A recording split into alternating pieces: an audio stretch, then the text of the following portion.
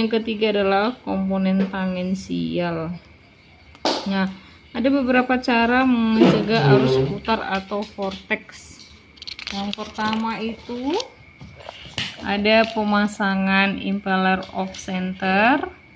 Nah, ini biasanya impeller dipasang di luar sumbu tangki, porosnya bergeser sedikit dari garis tangki lalu dimiringkan. Nah, ini contohnya. Ini ya, ini dimiringkan. Kemudian pemasangan agitator di sisi tangki. Dalam tangki yang lebih besar, agitator dipasang di sisi tangki dengan porosnya pada bidang horizontal tetapi membuat sudut dengan jari-jari tangki. Nah, ini ya. Ini yang kedua. Kemudian pemasangan baffle atau sekat.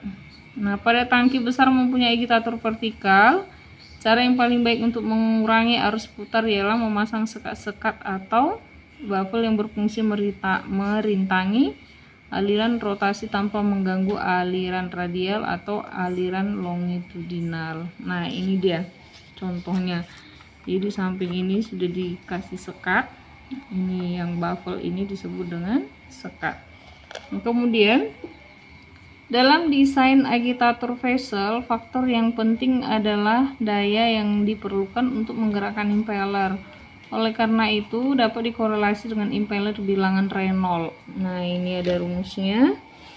NRO sama dengan D kuadrat kali N kali rho per mu.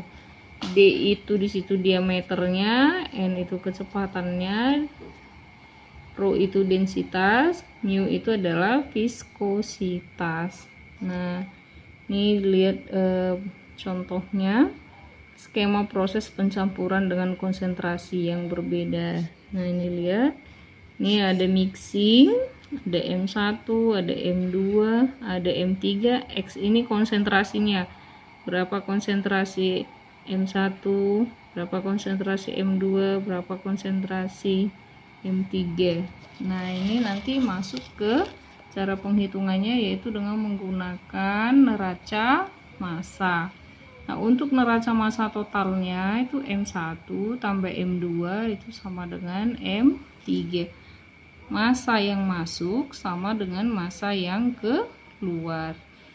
Untuk neraca massa totalnya, nah itu tadi M1 kali X1 tambah M2 kali X2 sama dengan M3 kali X3. Nah, kita sudah belajar tentang neraca massa, jadi di sini tidak akan Ibu terangkan lagi ya. Nah, kemudian ini yang terakhir adalah parameter dalam pencampuran. Parameter yang sering mempengaruhi proses pencampuran meliputi yang pertama temperatur, kecepatan, dan waktu. Nah, temperatur ini adalah proses pencampuran mengakibatkan turunnya viskositas campuran. Kecepatan itu viskositas rata-rata bahan menurun dengan meningkatnya kecepatan pencampur. Sedangkan waktu lamanya proses pencampuran akan mempengaruhi keseragaman hasil pencampuran. Nah, makin lama waktu pencampuran, maka hasil pencampuran akan lebih baik atau seragam. Tetapi harus juga dipertimbangkan dari segi biayanya. Nah, itu dulu materi kita anak-anak Ibu. Itu untuk materi mixing. Silakan kamu catat dan nanti kamu kumpulkan. Ini materi terakhir kita untuk semester ini. Sekian dan terima kasih.